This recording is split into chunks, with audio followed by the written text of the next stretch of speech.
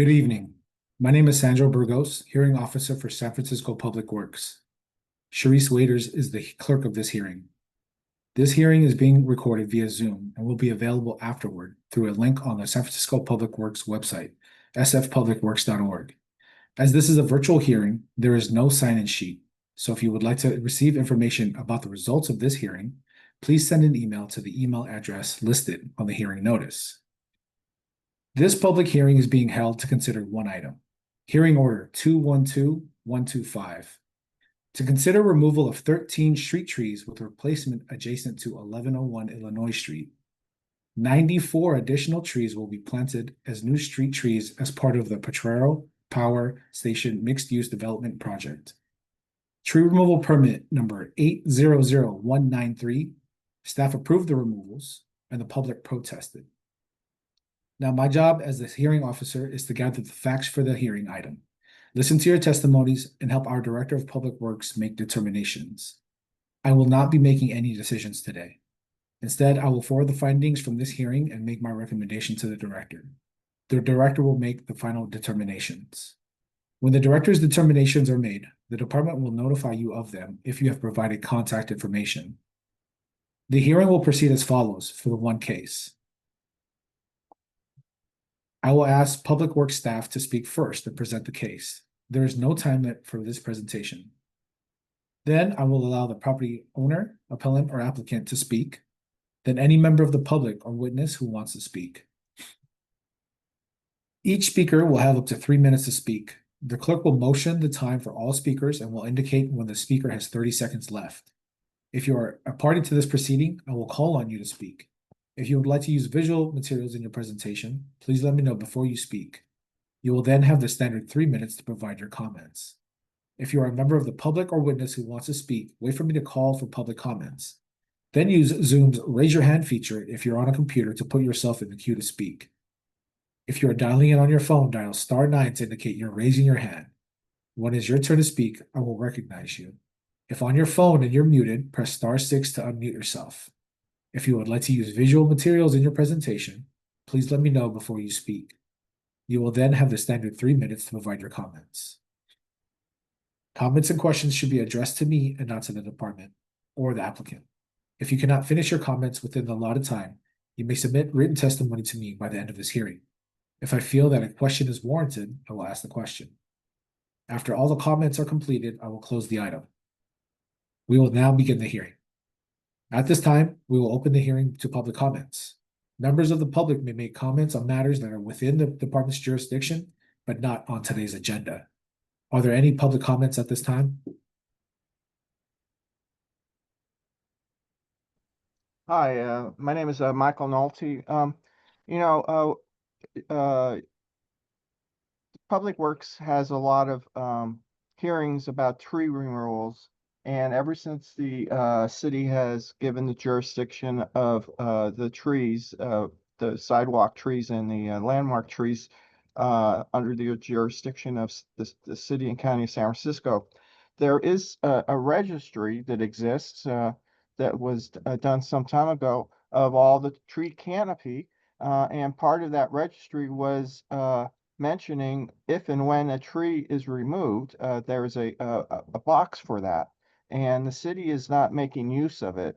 And the public would like to know how many trees actually exist, because we seem to be getting a decline in the actual number that was originally done at the time when the city took over the tree process for the city and county of San Francisco.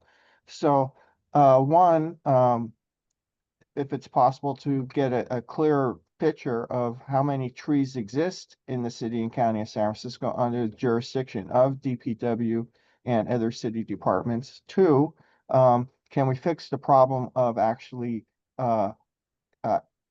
mentioning the status of every tree that's in the registry, if they've been removed or not, since we've had several years now of actual tree removals.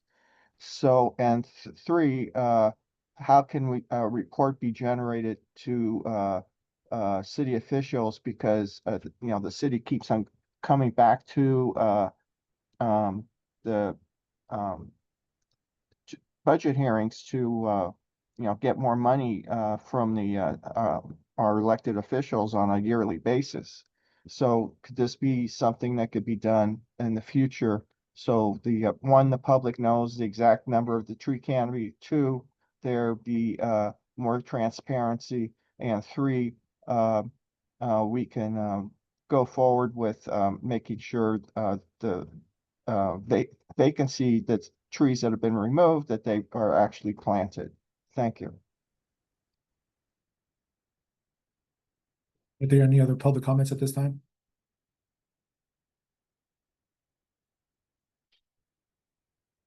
Yes, good evening. Also you had a tree removal hearing on September the 17th, 2025. And when does that go up on your website? Because it's not there. So I want to know how long does it take for because you say, say in your spiel that you're going to, after the hearing, the trees being, this hearing is being recorded. But how long does it take to put it actually on the website for the people to see the audio of this hearing? So how long does that take? That would probably be the question for the clerk, because I don't think you handle that. So thank you. Thank you. Are there any other public comments at this time?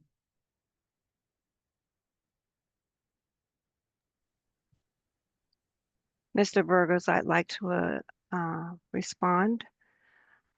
Whoops, did I do? Okay. I do not know the exact time that it's added to the website. That is not my duty. That is done from our director's office. But I would think that it's safe to say it's sometime like within maybe a week or so. However, like I had told you earlier before, we had some issues with our website, and it had been upgraded. So one of the hearings that you requested in the past, it wasn't posted, but it was recorded, and I did email that to you. So I don't know the exact time frame of when they post the hearing recordings, but I would say check back like within a week or thereabout to see if it's posted. And if it's not, feel free to email us at urbanforestry@sfdpw.org, and then we can correspond with you from there. Thank you.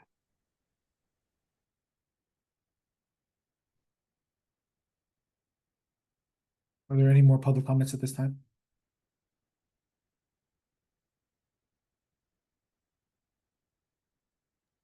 I see no more hands. Great. So if there are no more comments for this item, I'm closing this item, and this item is now closed. The first item on today's agenda is order number 212125. May I have Public Works make its presentation?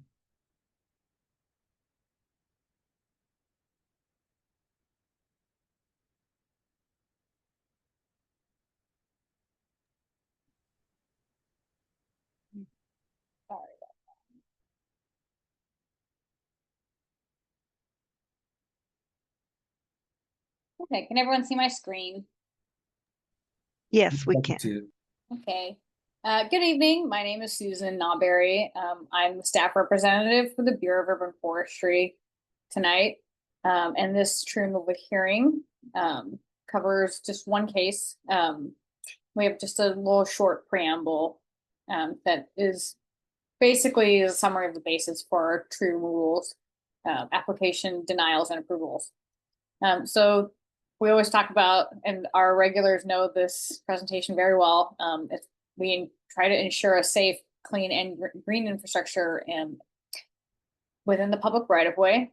And our mission is to preserve and grow the urban forest, but we must balance safety and the needs of a growing and evolving city. I'm going to skip the street tree SF stuff since this is development related permit. So we have an ordinance that establishes authorization and standards for addressing a wide range of issues regarding street trees, all trees. And it's the San Francisco Urban Forestry Ordinance. It's Article 16 of the Public Works Code. And a removal permit is required to remove street trees, significant trees, and landmark trees. We had some updates in 2022. We are required to document all removed trees in a delayed replacement tree report. We are working as hard as we can with the tools that we have to develop this delayed replacement tree report. But if the property owner or applicant is granted a removal permit, we will require a replacement street tree of equivalent value to the one removed or impose an in lieu fee. This can come in a variety of permutations. One is you appraise the value. The tree is worth more than the value of a 24-inch box tree, which is our minimum requirement. The value of one of those trees is $2,590. We'll subtract the difference, or a developer can plant multiple trees to approximate the value of that one tree. So we prefer the planting of trees, but it's not always feasible if there's utilities. So that's why there's like a variety of permutations, because we'd rather just, instead of just taking the entire in lieu fee and depositing it to the adopted tree, we'd rather see an approximation of the number or value of the street trees. We don't really do caliper replacement per se. We do implement caliper replacement in our fines, but we do use value, and that's within the 10th edition of the Trees and Landscape Guide, that's published by the International Society of Arboriculture. So we have a variety of tree removal criteria. This is really only to say that we review every application that comes in. We don't have just a standard set of rules, because no two trees are the same, no two sites are the same, and no two applications can be satisfied with the same types of mitigation. So back to our tree removal for 1101 Illinois Street, it's to consider the removal of 13 street trees with replacement adjacent to 1101 Illinois and around the area before the development of the rest of the Potrero mixed use development project. There'll be 94 additional trees planted as new street trees. So the tree removal permit is 800193. We approved the removals and the public protested. So sorry about all this text. There were 13 trees on site. Initially, they applied to remove 11 trees, but our staff and urban forester determined that they weren't sure that all 13 trees could be preserved in construction. So they recommended all 13 be removed in advance of the construction. And that being said, accepted the additional 94 replacement trees as part of the Illinois Street improvement to the Potrero Power Station. So it's kind of a complicated project, because parts of it used to not be public right of way or within the public jurisdiction, and as these streets get developed within the port jurisdiction, they get turned over to public works. So they're like these private developments that are supposed to develop sidewalks and plant trees, and then housing projects come in after. So they're fairly complicated. There are a variety. There's a development agreement that covers this one. It doesn't automatically override all our permit conditions, but we can't assess in lieu fees with this specific development agreement. In this particular case, the staff representative and the urban forester determined that the trees were damaging the sidewalk significantly, and the grade was going to increase, and burying tree roots generally deprives them of oxygen. You have to have significant infrastructure to preserve trees during construction. And if you raise the grade, you would then be required to put in a retaining wall around the drip line of the tree. And because these are only 12-foot sidewalks, the retaining wall basically take up the entire right of way. And so it was determined that these trees could not be preserved. So this is the map of the area. And on the other side is Pier 70. There's the development agreement that covers Pier 70 is very similar to the one that covers the Potrero Power Station. And this is the just general overview of the streetscape.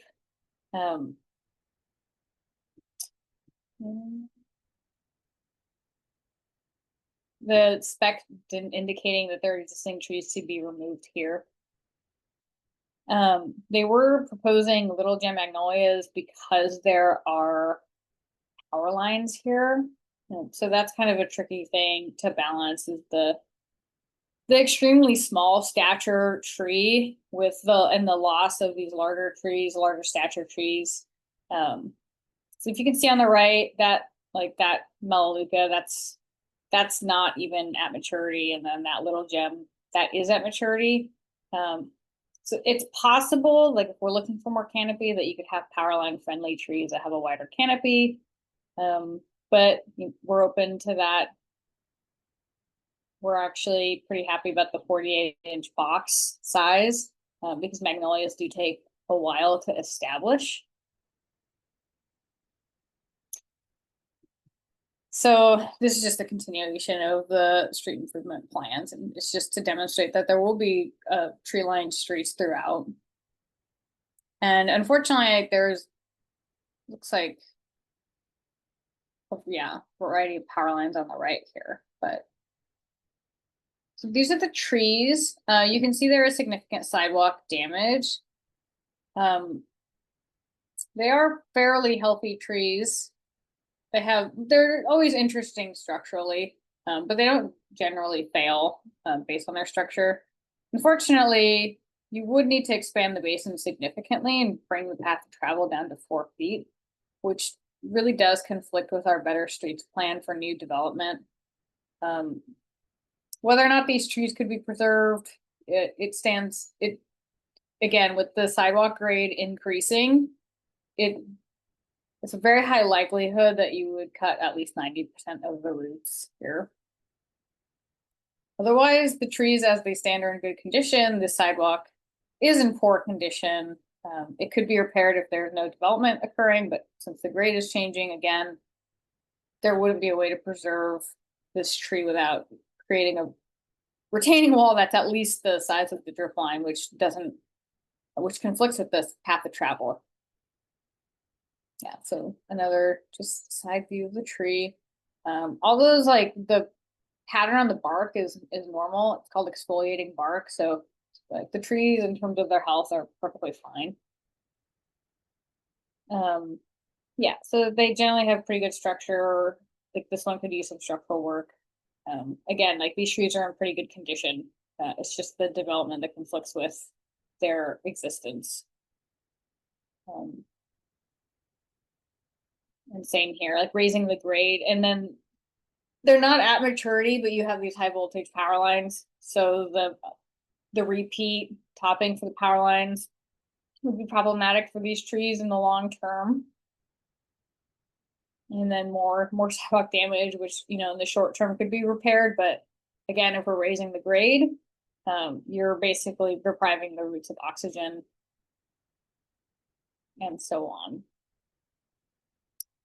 So, yeah, and then, and this is one that like it can go under high voltage lines. Kind of odd. We wouldn't normally recommend a ginkgo under high voltage lines because they can get pretty tall. Then this one can be replaced in kind. So it'll be 48-inch box magnolia trees. And then this one's in fair condition. It has a kind of a thin canopy. I'm not sure why.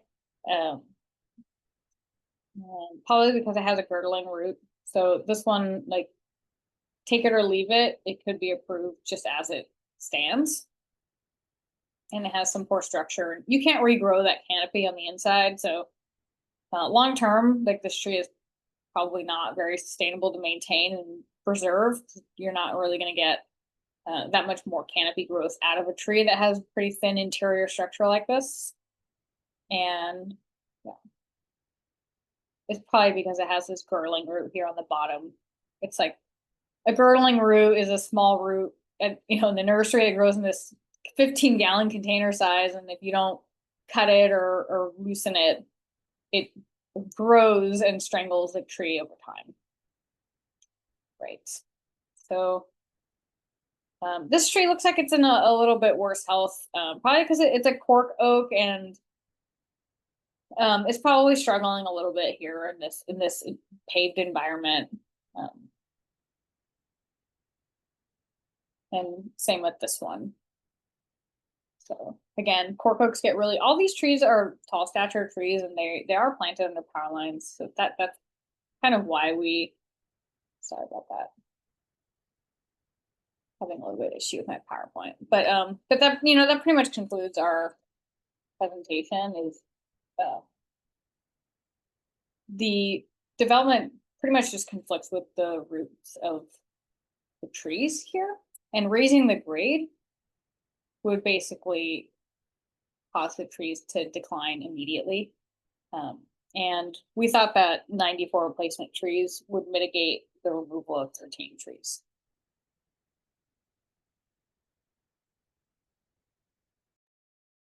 Thank you, Susan. Is the applicant or appellant here to speak? You'll have 3 minutes to make your presentation. Yes, I'm going to promote Amanda to panelist, and then she's going to share her screen.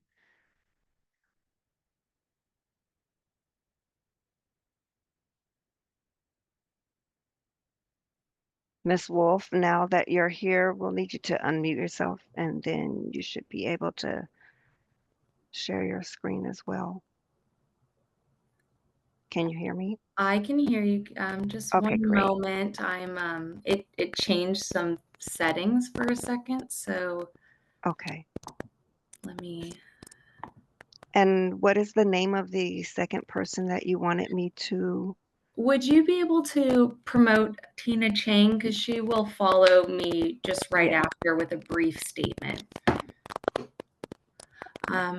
Is my video working? Or oh, here we go. And are you able to see my screen as well? Yes, we can see your screen and we can hear you. Just a moment. Okay, here. Okay.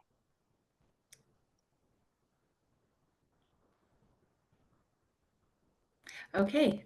Is it okay for me to? Yes, whenever you're Ready? ready to begin, I will begin the recording. The timer. Thank you. I'll begin now. Good evening, Mr. Burgos and staff. My name is Amanda Wolf, and I'm a project manager representing the project sponsor, Associate Capital.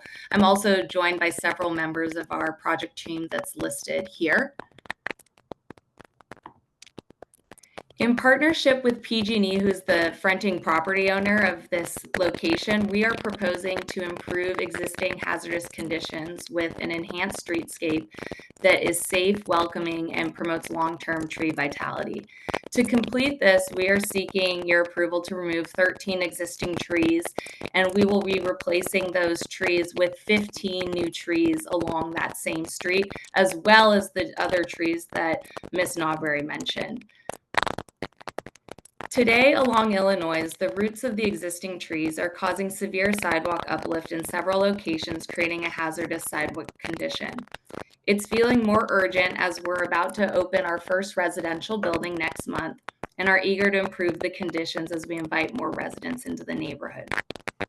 We did consider root pruning. However, according to our arborist, extensive root loss is needed to return the sidewalk to grade, which would cause further decline to the trees, many which our arborist gave fair to poor suitability for retention ratings. Additionally, as also mentioned, the existing tree species are not in compliance with PG&E specifications for being located under overhead power lines. These are distribution lines. Prior attempts to restore the sidewalk along Illinois Street have resulted in declining tree health as well. Here's a photo of a tree whose lateral roots were pruned, and now there's a severe tree lane. And also, those that can adapt often continue to disrupt the pavement, which adds to the ongoing ADA concerns. So we believe that we have the opportunity to do it right once, and the proposed design, just a snapshot shown here, we think offers the best long-term solution because our design is going to include many enhanced features that promote the tree planting, and that includes replanting with PG&E and city-approved tree species, expanding the tree wells. From the photos, I think you saw that there was really no tree well, and now we're going to be adding 16-foot tree wells. Additionally, we will add structural soil, root barriers, irrigation, larger box plantings, and retaining some of the trees. 30 seconds. CBC does agree with the importance of growing San Francisco's urban canopy and, as mentioned, are significantly investing in the public realm. So combined, we are adding 96 new trees. And lastly, just to mention that we've done some community outreach to all of our local community groups and have the support of our neighbors who maybe were not able to attend today, but these groups did submit letters in support. Thank you for your time. I think Tina with Associate Capital would also like to say a couple words. Thank you so much, Amanda. And I just wanted to share that as the project sponsor who's been on site for roughly 9-10 years, we care deeply about the immediate conditions surrounding our property and care significantly also about the safety of our future residents who will be starting to live on the site as early as November 1st. We have seen colleagues who've tripped and fallen and have heard a lot of stories just from our neighbors in Dogpatch and Potrero Hill who've had negative experiences on the sidewalk. So we just care significantly and would like the opportunity to make it right and do it right. So thank you so much for the opportunity to hear us out. Great, thank you both. Are there any members of the public who wish to make comments?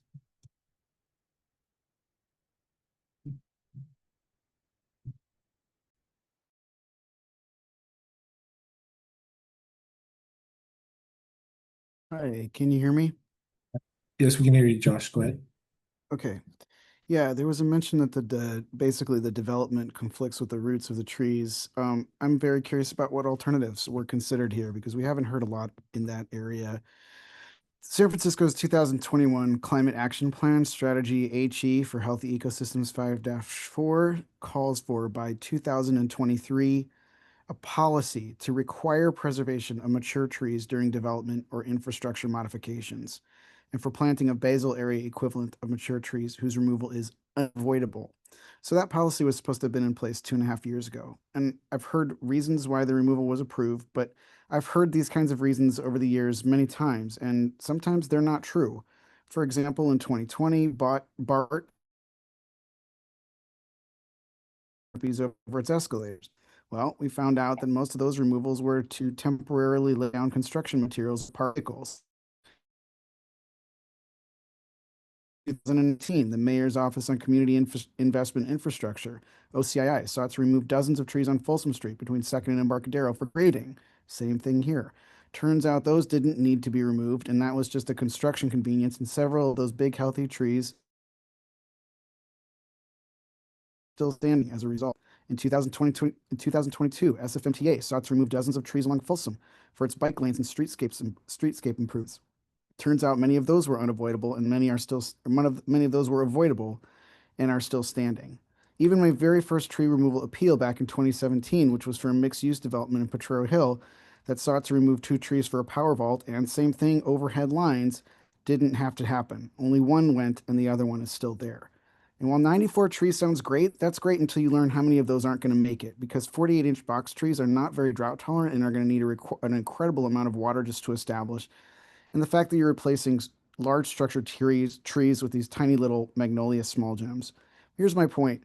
Over and over, the public is given reasons why tree removal is unavoidable. And over again, that turns out to not necessarily be true.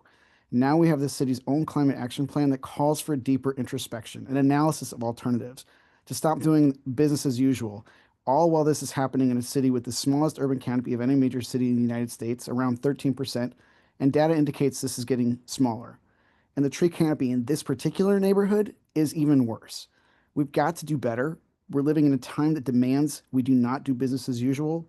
We need to show what alternatives have been considered. This is a construction project. You have a lot of flexibility. What can we do to make it safer in construction as opposed to just cut them all down and start over again? Did we just create a design that required removal? Did we think about what could be done differently to keep these healthy, mature trees in place? Could 1 or 2 or 3 or 7 have been preserved with different construction approaches? What was done before asking for wholesale removal? Do that work. Show us you did that work. Otherwise, we're left with a history of being told what's required that is not necessarily true and would seem to contravene the city's own strategies for ensuring that San Francisco has a sustainable and resilient future. Thank you.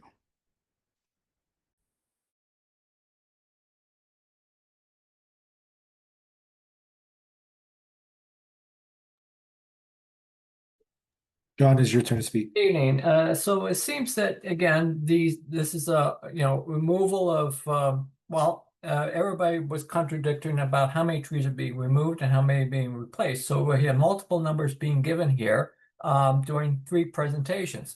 So that is first problem. Nobody's on the same page how many trees are being taken out or put in. Well, actually taken out. I don't know how many were actually put in because that's again a gray area because I saw like a map of like 4 or 5 blocks, square blocks. So therefore, that means every 20 feet, a tree should be going in per the planning code. So, again, I couldn't measure it because it was just one little vague little graph there of how many blocks we're talking about. So all I'm hearing is that 1 block, you want to take out trees because they're under power lines. Well, again, the trees, I don't know how long we've been there. I don't know how long the power plant's been there, but they are coexisting with the power plant or the current wires that are there. All I hear was PG&E would like something different there, so that means a small stature tree because you're saying that these power lines may go. I don't know. I didn't hear that part either. I didn't hear because you're developing the site. Are the power lines going to be removed? Are they getting, most people, again, if this is actually a project, you would put the power lines underground. But I didn't hear that either. All I hear is that they're under power lines and the trees have to go. So that's the first problem. If we're spending, this is like a multi-million-dollar project, why can't you put the power lines underground? Because we always hear about vaults and so forth and other projects. So again, what are the alternatives that were presented? I didn't hear that. I don't hear the neighborhood yet. And here you name 5 neighborhood groups, and it's like done deal. No, it's not a done deal. That's agreed. That's dog patches is a green benefit district. So all you did was just go to a benefit district that already deals with greening because that's their plan. But this is not a greening thing. This is not helping the community. It's for its health. So 30 seconds. So that's my point here. That not enough outreach. This is affecting that neighborhood and the city as a whole by not having enough outreach. And also, this is a public project with well, I pay PG&E bill, so I'm a tax. I pay pay for this project too. Thank you.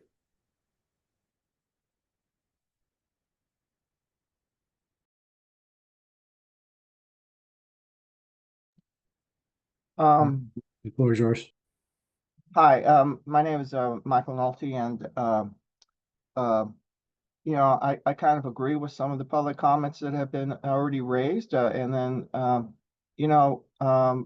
understand that a project sponsor wants to find ways to do the cheapest way to do a development. I consider myself I deal with planning issues all the time, and this is one of the ways that I'm actually on the city department's planning department outreach list for community organizations to be reached out to when there's a new developments. And um, So I see myself as a citizen planner, and I've been involved in a number of plannings for the last 20 to 30 years in San Francisco. And I just see a lot of times projects want to do the simplest way to resolve any issues that come up and um, kind of like have backroom deals with the other city departments to just, just get this passed, and, this is just a formality, and we don't have to really concern ourselves, and, the public doesn't really care one way or the other. I mean, this is just going to happen for the future anyway, and it's so good for the city. All these good raw things. And when they do their outreach to the community, they basically give a slanted response to the community saying, this is the way it's going to be anyway. So, just agree to it. And they assume the public in general don't have more than one kind of information of how to handle a situation. So, I already heard from the project sponsor, blaming the sidewalks as a problem. Well, that's the problem of DPW to fix. That's not the problem of a tree to fix. Tree is just doing what it's supposed to do, is living. And then blaming the tree for being too tall and for falling into the wiring. Well, again, that's the issue of PG&E to fix. So again, finding ways to blame a tree for existing. It's too bad we can't ask the tree, well, did you do something wrong? No, the tree's going to say, well, I'm just 30 seconds. So I would try to mitigate as many of these trees as possible and have them stay because of their stature, and hopefully that can happen instead of just wholesale removal, which seems to be expedient for a developer. Thank you.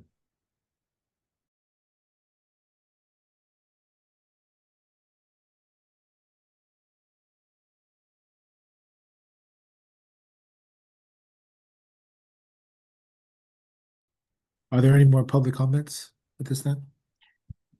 I don't see any other hands, Mr. Burgos. Okay, if there are no more public comments, I will close this item and make my recommendations to the director. Are there any public comments on any of the items on the agenda? If you have spoken, you will not be able to speak again. This is for those who may have come in late or did not have a chance to speak.